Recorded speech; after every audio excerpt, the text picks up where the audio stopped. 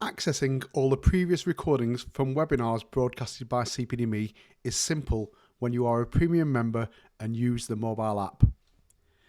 Simply click into the CPD option at the bottom right hand side and then click onto the video icon at the top. Here are a selection of video libraries that contain all of the previous recordings of webinars. Select the library that is most appropriate to the webinar you wish to find, and then within that library you have a search option at the very top of the screen.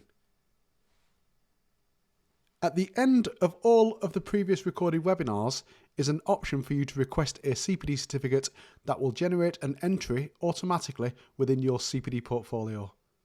This will contain the title, the date you watched the recording, and the certificate of evidence that just leaves you to reflect upon your learning experience.